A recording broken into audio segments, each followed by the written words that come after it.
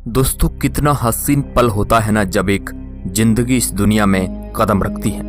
उसके नन्हे नन्हे हाथ और पांव इस पूरी दुनिया को छूना चाहते हैं और यहाँ की खुली हवा में सांस लेना चाहते हैं। और वही छोटी सी जिंदगी इतनी बड़ी हो जाती है कि वो एक नई जिंदगी को जन्म देती है और इसी तरह से हमारी लाइफ साइकिल चलती रहती है। लेकिन दोस्तों, ये सिर्फ हम इंसानों में नहीं होता, बल्कि दुनिया के हर एक जीव का यही प्रोसेस है कि वो अपने से एक नए जीव को जन्म देता है।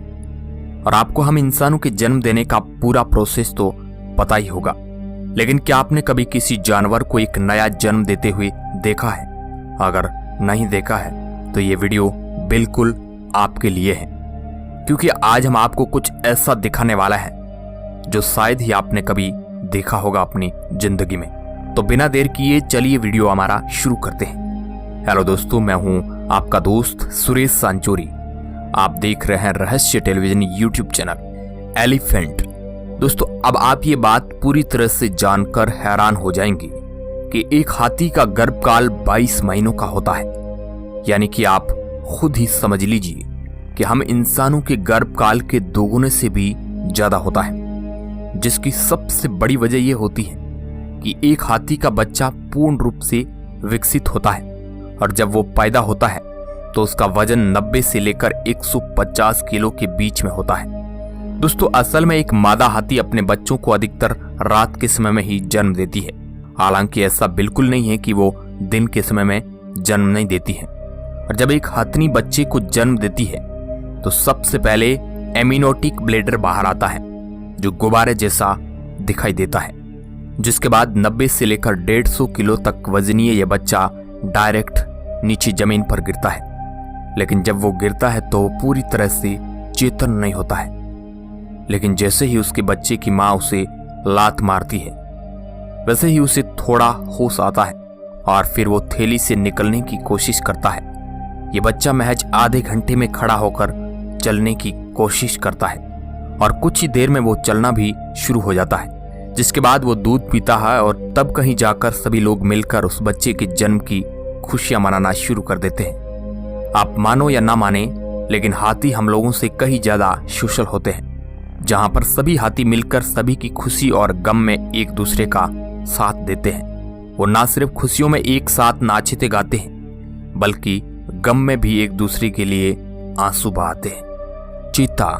अब दोस्तों, बात करते हैं चीता की, क्योंकि जिस चीते की हम लोग बात करने जा रहे हैं वह कोई आम चीता नहीं है, बल्कि ये मादा चीता वर्जीनिया में मौजूद एक जून में रहती है, जिसका नाम मिलानी है। और यह पहली बार मां बनने वाली है, जहां यह आज से पहले कभी भी मां नहीं बनी थी। इस वजह से इसे इस चीज की बिल्कुल भी नॉलेज नहीं थी कि क्या कैसे होता है। और तो और चीता बहुत ही ज्यादा सेंसिटिव जानवर होते हैं, इसलिए उनके जन्म देने का समय भी काफी मुश्किल होता है। दोस्तों, जो फुटेज आप देख रहे हैं ये 19 सितंबर 2014 की है, जब इसने पहली बार अपने बच्चों को जन्म दिया। और उसने एक साथ एक दो नहीं बल्कि 5 बच्चों को जन्म दिया, जिन्हें देखिए काफी ज्यादा हैरानी थी। लेकिन अंत में इसे विश्वास हो गया कि यह सभी उसी के ही बच्चे हैं। भाई, हैरानी तो होगी। Suriname toad. दोस्तों, बात अगर जानवरों की जाए तो हम आपको एक चौंका देने वाली बात बताते हैं। वो ये है कि हमारी पूरी दुनिया में मौजूद जितने भी जानवर हैं, उसमें से मात्र 15% ही अब तक वैज्ञानिक खोज पाए हैं। यानी कि अभी भी 85% जीव ऐसे हैं जिन्हें खोजा ही नहीं गया है। और जिस तरह के मेढकों की हम बात कर रहे हैं, उन्हें भी शायद आप लोगों ने कभी देखा ना हो। लेकिन एक बात है, इन मेढकों का अपने बच्चों का जन्म देने का तरीका बहुत ही ज्यादा अनोखा है। असल में दोस्तों, ये मादा मेढक अपने बच्चों को पीठ से जन्म देती है।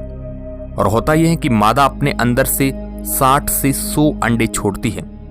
उसके बाद नर मेढक उन सभी अंडों को इकट्ठा करके उसकी पीठ पर उन्हें फर्टिलाइजर करना शुरू कर देता है, जिसके बाद वो मादा की स्किन पर चिपक जाते हैं और फिर उस मादा मेढक की स्किन धीरे धीरे फूलने लगती है। फिर उन अंडों के ऊपर एक लेयर सी बन जाती है, जो उन्हें ढकना शुरू कर देती है। ढकने के बाद वो अंडे उसी में डेवलप होना शुरू हो जाते हैं, जिसके करीब 4 महीनों के बाद जब अंडे पूरी तरह से मेढकों में बदल जाते हैं तो वो धीरे धीरे पीठ पर बने छेद के सहारे बाहर निकलना शुरू कर देते हैं।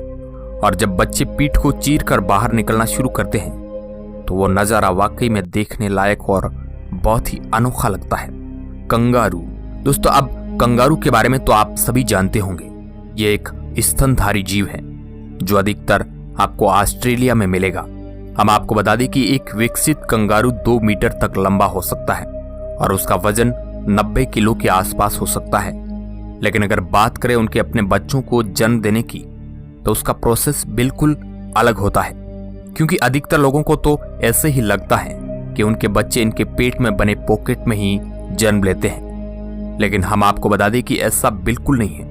असल में वो अपूर्ण विकसित बच्चों को जन्म देते हैं। उसके बाद बच्चे उनकी पेट की थैली में आते हैं। कंगारू के बच्चे अपनी आधी ग्रोथ जन्म लेने से पहले करते हैं और आधी जन्म लेने के बाद। सबसे पहले तो इनका गर्भकाल बहुत ही छोटा होता है, जो मात्र 30 से 35 दिनों का होता है। और जब ये काल पूरा हो जाता है तो एक छोटा सा शिशु उनके पेट से निकलकर अपने आप ही अपनी मां के पेट की थैली में अपनी जगह बना लेता है। और जब ये जन्म लेता है तो इसका रंग बिल्कुल खून जैसा लाल होता है और कोई भी अंग पूरी तरह से विकसित नहीं होते हैं। लेकिन फिर भी ये अपने आप पेट से निकलकर थैली में अपनी जगह बनाने में कामयाब हो जाते हैं, जिसके बाद वहां मौजूद निप्पल में से किसी एक में पकड़ बना लेता है और फिर तुरंत अपने आप को फीड करना शुरू कर देता है। ये प्रक्रिया इसी तरह चलती जाती है और जब वो थोड़ा सा बड़ा हो जाता है तो वो बाहर निकलना भी शुरू कर देते हैं। लेकिन कंगारू के बच्चे वापस से अपनी मां के पेट की थैली में आ जाते हैं। जब तक वे पूर्ण रूप से विकसित नहीं हो जाते हैं तो ऐसा ही वो करते रहते हैं। और जिस दिन वो पूरी तरह विकसित हो जाते हैं तो वे अपनी जिंदगी खुद से जीने के लिए तैयार हो जाते हैं, जहां उन्हें अपनी मां के पेट में बनी थैली की जरूरत नहीं होती है। डॉल्फिन।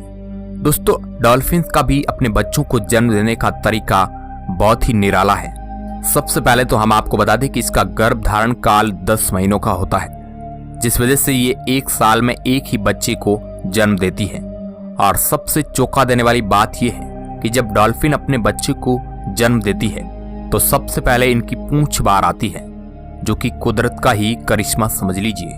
क्योंकि अगर सर सामने आएगा तो बच्चे को सांस लेने में दिक्कत हो सकती है, क्योंकि यह एक झटके में होने वाला प्रोसेस नहीं है कि हाथी और दूसरे जीवों की तरह एक ही झटके में बच्चा मां के पेट से दुनिया में प्रवेश करता है।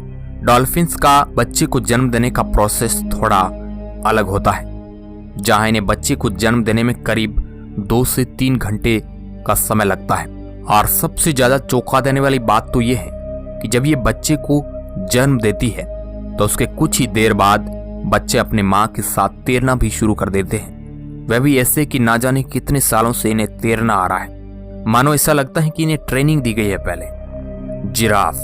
दोस्तों, आप बात करते हैं जिराफ की।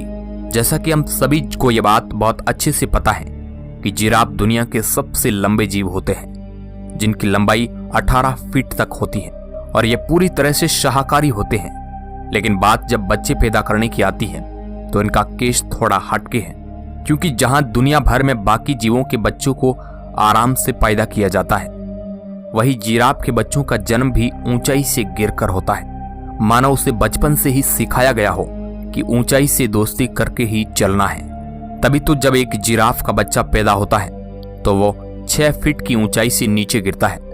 आप इसे गिरता देख ऐसे समझेंगे कि इसे चोट लग जाएगी, लेकिन दोस्तों ऐसा कुछ भी नहीं होता है। ये बिल्कुल स्वस्थ रहते हैं और रहना भी चाहिए, क्योंकि अगर जिराफ होकर ये बच्चा शुरू में ऊंचाई में डर जाएगा तो जिराफ किस काम का। और हम आपको बता दें कि जब बच्चा पैदा होता है तो उसका वजन करीब 45 से 70 किलो का होता है। एक जिराफ के बच्चे को गर्भ में रखने की अवधि 15 महीनों की होती है, जिसके बाद वो खड़े खड़े ही अपने बच्चे को जन्म दे देती है।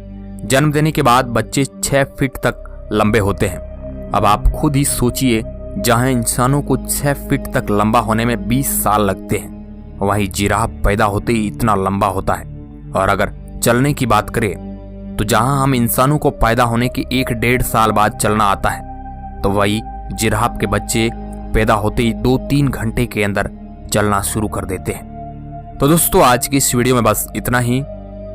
अगर आप इस वीडियो का पार्ट 2 देखना चाहते हैं तो कमेंट में पार्ट 2 जरूर लिखिएगा। हम उसकी वीडियो जल्द ही लेकर आएंगे। वीडियो के अंत तक बने रहने के लिए आपका बहुत बहुत धन्यवाद।